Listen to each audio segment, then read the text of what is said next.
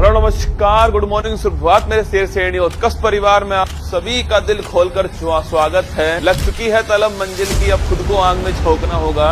ये ठोकरें कहती है मारा जाएगा, हौसला कहता है देख लेंगे।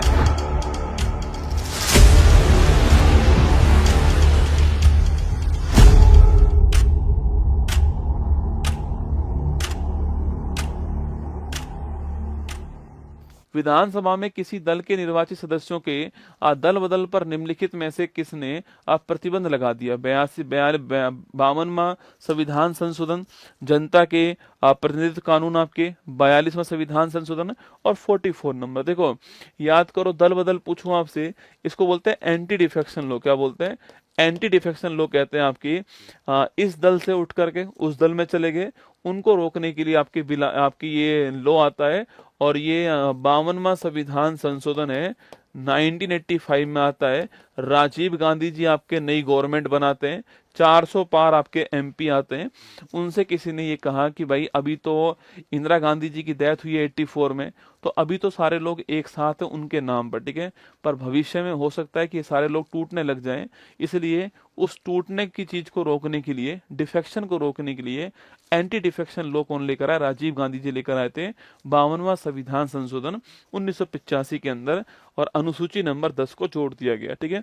भारत के संविधान के निम्नलिखित संशोधन में से किसने गोवा को राज्य का दर्जा प्रदान किया? दोस्तों ना, गोवा का राज्य किसने बनाया वो आपके सामने यहाँ पर देखो। जब हम आजाद हुए तो हमारे पास में 14 + 6 का आंकड़ा था ना, 14 राज्य हमारे पास में थे और 6 यूटी दोस्तों हमारे पास में, ठीक है। इसके बाद पूछूं आपसे, इसके बाद दोस्तों 1960 के अंदर क्या हुआ? आपके जो बॉम्बे था आपके, इससे एक तो महाराष्ट्र और एक गुजरात, ठीक है, ये बन गए 1960 के अंदर, ठीक है। इसके बाद में 3 साल बाद ही नागालैंड जो है आपकी ये अलग स्टेट बन गया, ठीक है। कौन? आपके नागालैंड आपका अलग स्टेट बन गया।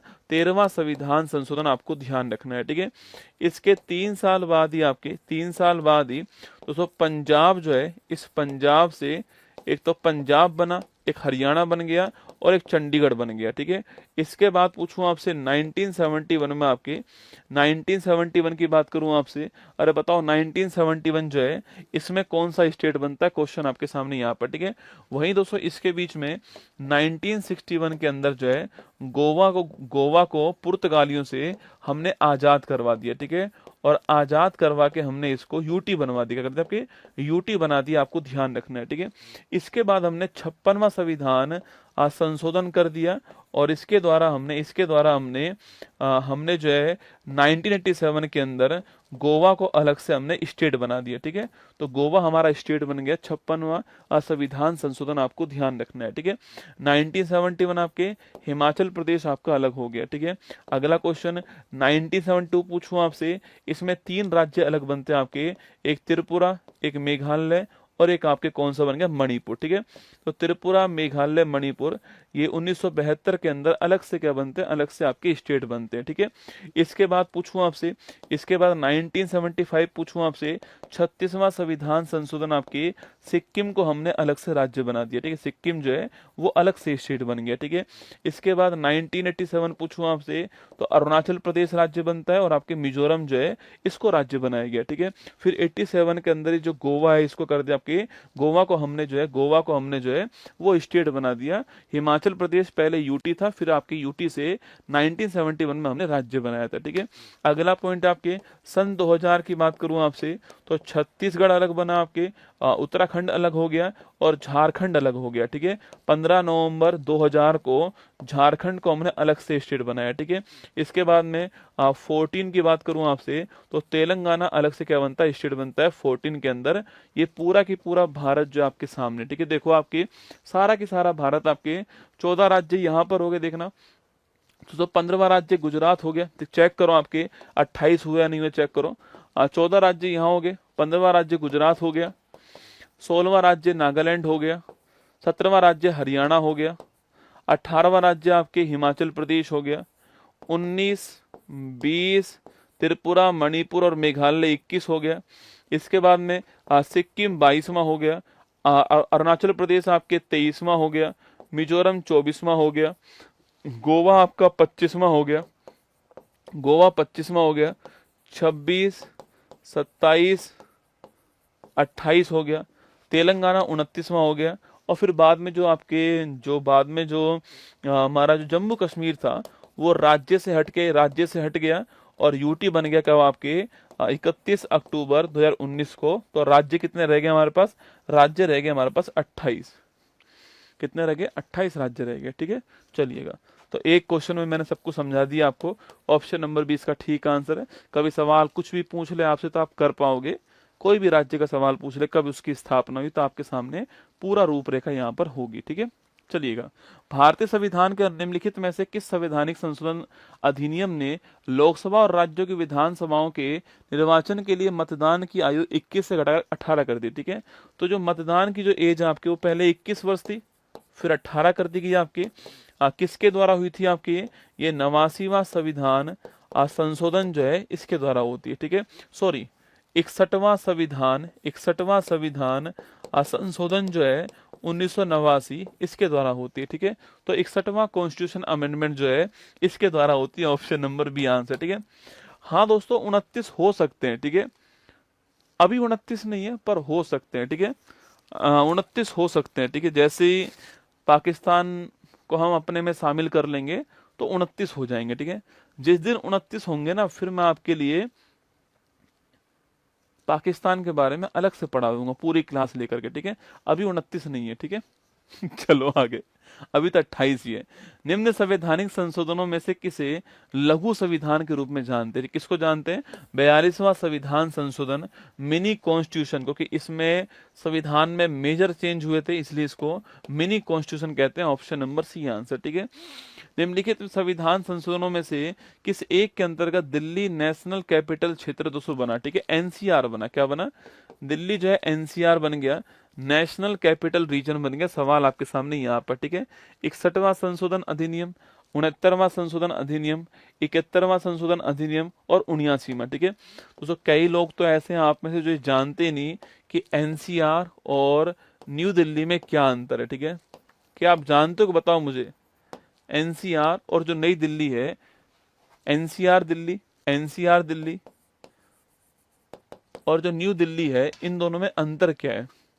आप में से कोई भी, एनीवन, एनसीआर और जो नई दिल्ली है इन दोनों में से अंतर क्या है? बताओ। एनसीआर और जो नई दिल्ली है इन दोनों में से अंतर क्या है? कोई बात नहीं भाई, तू देश की सेवा कर बस, है ना, ठीक है। बुक हमें चाहिए। हाँ, बुक दिलवा देंगे, आंसर मत कर, तू दिलवा दूंगा बुक, ठीक है। 2 तारीख को दिलवा दूंगा, पक्की बात है, ठीक है।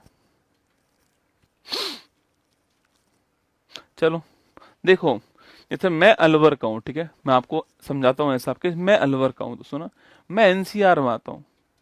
मैं अलवर का हूँ, मैं एनसीआर के दोस्तों अंदर आता हूँ, ठीक है। देखो ये पूरा एनसीआर है, ये पूरा एनसीआर है। अब इस एनसीआर में दिल्ली भी आएगा, इस एनसीआर में राजस्थान का अलवर भी आएगा, इस एनसीआर में यूपी का नोएडा भी आएगा, गाजियाबाद भी आएगा। तो ऐसे इस एनसीआर में हरियाणा का गुड़गांव भी आएगा। तो ये पूरा दोस्तों एनसीआर है। क्या? पूरा एनसीआर है। इसको बोलते हैं नेशनल कैपिटल रीजन, पूरा एनसीआर है। इसमें दिल्ली तो आएगा ही आएगा, दिल्ली तो आएगा। दिल्ली के अलावा अलवर, यूपी का नोएडा, गाजियाबाद, हरियाणा का गुड़गांव सब आएगा इसमें, ये एनसीआर है, ठीक है। लेकिन दोस्तों इसमें ये दिल्ली हो गया, ठीक है। इसमें ये हो गया दिल्ली, ये हो गया दिल्ली और ये हो गया एनसीआर, ठीक है। और दोस्तों इस दिल्ली के अंदर बहुत सारी विधानसभाएं, इस दिल्ली में अभी चुनाव हुआ था ना, तो इस दिल्ली में 70 विधानसभाएं। दिल्ली के अंदर कितनी विधानसभा? 70 विधानसभाएं, ठीक है। इस 70 में से एक सीट कौन सी? नई दिल्ली। अरे जहां से अरविंद केजरीवाल जी चुनाव लड़े थे वही सीट नई दिल्ली है। अरे जो अरविंद केजरीवाल जी चुनाव लड़ते हैं नई दिल्ली सीट से लड़ते हैं, ठीक है। तो ये अंतर है तीनों में। एनसीआर ये है, दिल्ली ये हो गया 70 विधानसभा सीट, और उसमें से नई दिल्ली जो है वो कौन सी है? वो यहाँ पर ये नई दिल्ली है, ये एक अलग से सीट है ना।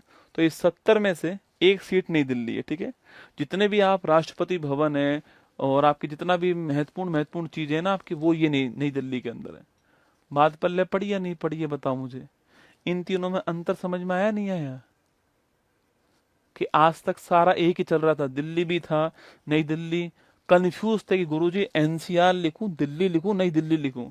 कई लोग तो कंफ्यूज थे। हाँ, प्रवेश कुमार जी ने हराया था ना जो आपके, वो यही वाली सीट है, नई दिल्ली। तो अरविंद केजरीवाल जी चुनाव लड़े कहाँ से? नई दिल्ली सीट से। मुख्यमंत्री कहाँ की? दिल्ली की। कौन आपके? रेखा वर्मा जी, रेखा गुप्ता जी आपकी दिल्ली की मुख्यमंत्री, ठीक है। और पूरा एनसीआर में दिल्ली भी आएगा, और आपके अलवर, यूपी सब ये आने वाले हैं, ठीक है। तो लिखिए हमारा आंसर 69वां संविधान संशोधन अधिनियम आपके ये एनसीआर के लिए, ठीक है। और एनसीआर के लिए कौन सा है? 69वां संविधान संशोधन एनसीआर के लिए, है ना। नहीं आया समझ में, कोई बात नहीं, दिमाग मत लगा।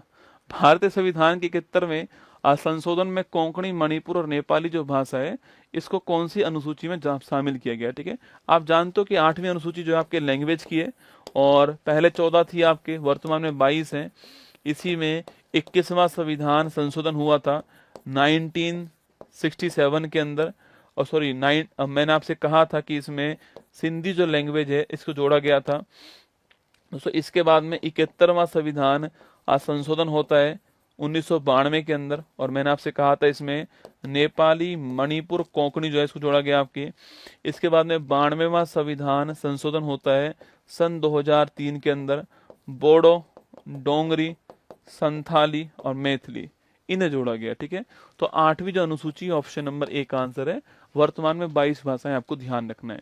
73वां संशोधन अधिनियम के तहत पंचायती राज संस्थानों में चुनाव लड़ने के लिए न्यूनतम आयु कितनी होनी चाहिए, ठीक है। चुनाव लड़ने की बात करूं मैं आपसे, देखो राष्ट्रपति की बात करें, उपराष्ट्रपति की बात करें, राज्यपाल की बात करूं आपसे 35 वर्ष, ठीक है। प्रधानमंत्री की बात करूं, मुख्यमंत्री की बात करें, एमपी लोकसभा की बात करूं आपसे, और एमएलए की बात करूं आपसे तो 25 वर्ष, है ना। और एमएलसी की बात करूं या राज्यसभा एमपी की बात करें आपसे तो ये होती है 30 वर्ष, ठीक है। चुनाव लड़ने की बात करूं आपसे, जो स्थानीय जो आपके निकाय हैं इनमें चुनाव लड़ने की जो उम्र आपकी यह है 21 वर्ष, ठीक है। और वोट डालने की जो एज होती है वो कितनी होती है? 18 वर्ष होती है। तो हमारा आंसर क्या आएगा? 21 वर्ष हमारा ठीक आंसर है। Option number D correct answer, ठीक है।